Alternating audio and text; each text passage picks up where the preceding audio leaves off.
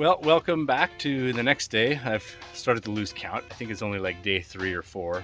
Oh, maybe 5. Anyway, today we're going to be getting the insulation set up on that back wall, ready to build the cabinetry around it. I want to put a 1/2 inch of polystyrene. Last time we did 1 inch, it ended up being way too much, just to kind of help things in that cabinet not freeze as easily on the cold nights, because the cabinets don't get a lot of airflow when the heater is running. Not that the ambient air doesn't still kind of seep into them, but if there's insulation there, it helps it quite significantly not get sapped out by -40 or -50. So yeah, that's going to be the first order of business. We're doing a 1/2 inch of polystyrene and then 1 layer of Reflectix. People will give Reflectix a bad rap. I need to do a separate video on that, but it's phenomenal for a lot of reasons. I've used it to line the bed of a pickup truck that I slept on. It was night and day and -30 degrees Celsius. So anyone who says Reflectix only has an R value of 1, well, that's true, but that's only a small part of the equation. Anyways, that's for another time.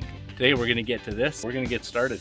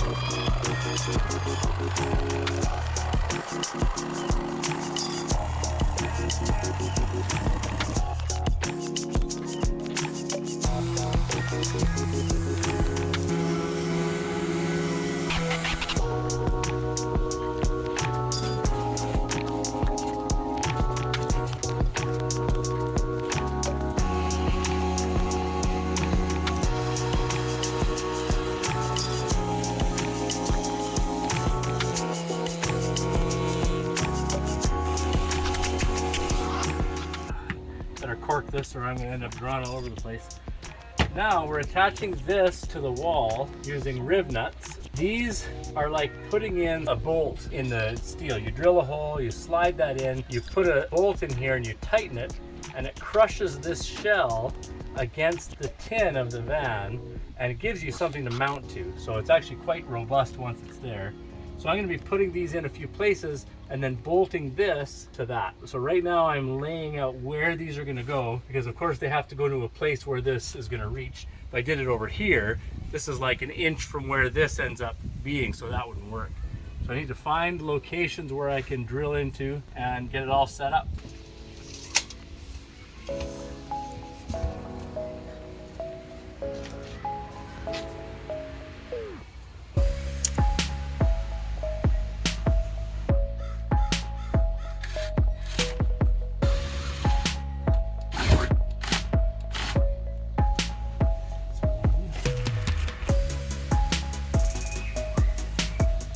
So these ended up being a little tougher to put on than I thought. I thought you shove them into the hole and you'd be able to turn them and tighten them down, but that's not the case. You have to set up a bit of a lever system with a bolt and another nut to crush this section. So I finally got one figured out. I'm gonna put this one in here though. I want this to not get shifted when I drill the other holes. Now I can drill the second hole down at the other end.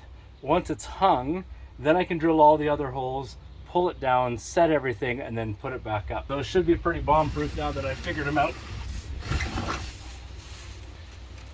First thing I do is I'm going to throw on this nut. This is what I use to turn down and essentially pull these together. I also put on a few washers because I've got not a lot of clearance between this nut and where the RivNut sits and the foam. So this will help me get this away from the foam so that when I'm turning the wrench, I'm not doing this to my foam.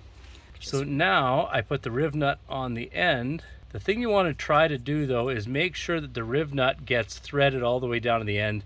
There's a lot of pressure being pulled and you want to make sure you have all of the threads that you can get. And then once I'm there, I'll tighten that snug. And now I take a ratchet just to hold it still, not to turn it. Because if I turn this, it just turns inside this. I want this now to crush against that.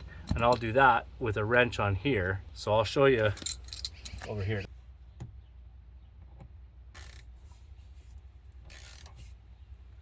The trick is to make sure you're pushing good here so the RivNut is set hard against the metal, and then with this one you really just want to tighten it down so that it mushrooms the back and grabs a hold, and you keep on going. I can feel it starting to solidify. You keep on going until it gets firm when you know it's going to stop. There we go. And now it's in there good and strong. I can undo this. Gotta reverse my ratchet now. And I want to undo that. That'll let me thread everything out. And there's the RivNut, set deep inside, ready to be used. Yeah, I was anchoring it again. I'm just putting it in there and I'm going to drill the rest of the holes.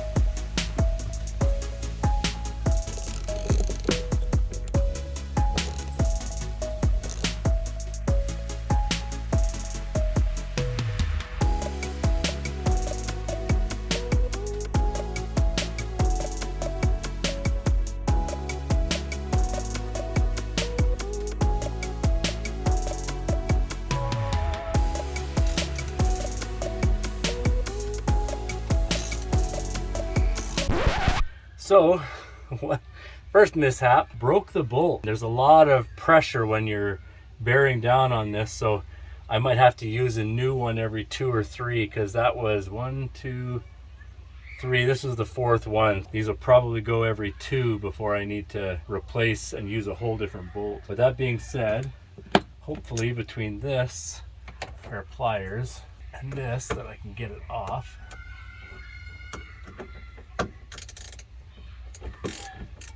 Nope.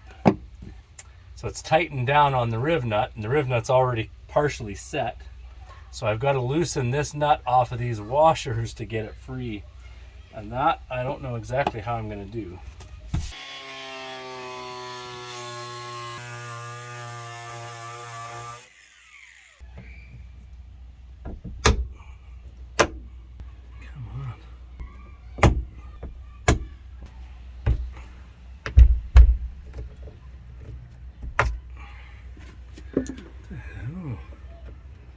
Maybe cut it more, maybe? Fused together. This whole thing's gonna come out now. Need all those washers off of that. One eternity later. Did you get that other one replaced? Yep.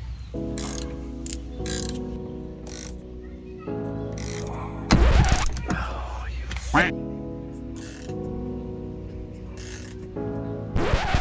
Okay, so today's rodeo has come to an end. This isn't gonna work. These bolts keep breaking. I'm gonna need to buy a RivNut tool. Apparently there's ways to do it. If I had a bolt that was harder than these ones, maybe carbon steel, it probably would have worked. But I was literally breaking these stainless steel bolts. But I don't get that tool until Thursday, which is 2 days away. That'll wrap up today's video. Hope you guys had fun, and we'll talk to you soon. 2 days later. Okay, fast forward. Amazon delivered this. I couldn't find one locally, except at some industrial places that had ridiculous overhead. So now I can put the RivNuts in. You thread on the RivNut, and then once it's in, you put it into the hole, and then as you go like that, it crushes it into place, holding it and sets it in. This one is much easier to deal with than how we were doing it that was breaking bolts. They also give you a whole bunch of both metric and imperial sizes. We only need one, 1/4 by 20. But next time having this, I would do everything metric because, well, metric is the way to go. I'm gonna set this up now, pull this wall down, and then you can watch how we put in the rest of the stuff.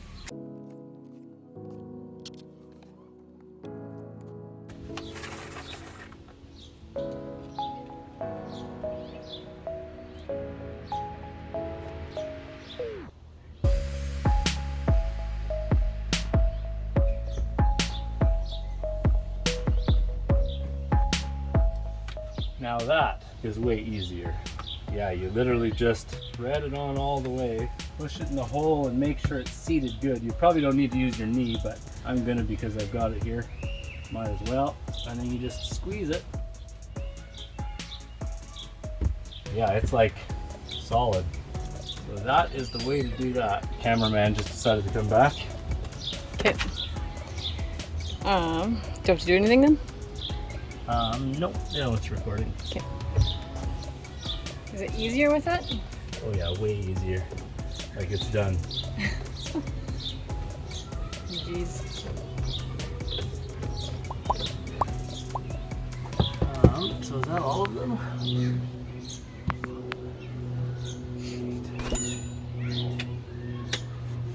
Yeah, that was way easier. So putting these together, I also used a fender washer. I only used a 1/8 inch door skin for this piece of wood because really it doesn't have to do anything except protect the foam. So whenever possible, I use the lightest thing I can find. I think this is like 3 millimeters thick. I used 1/4 inch in the bottom for this.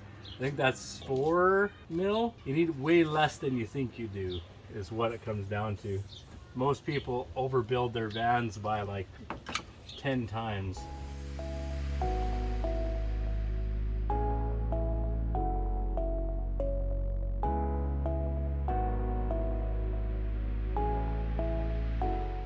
And that wall is done.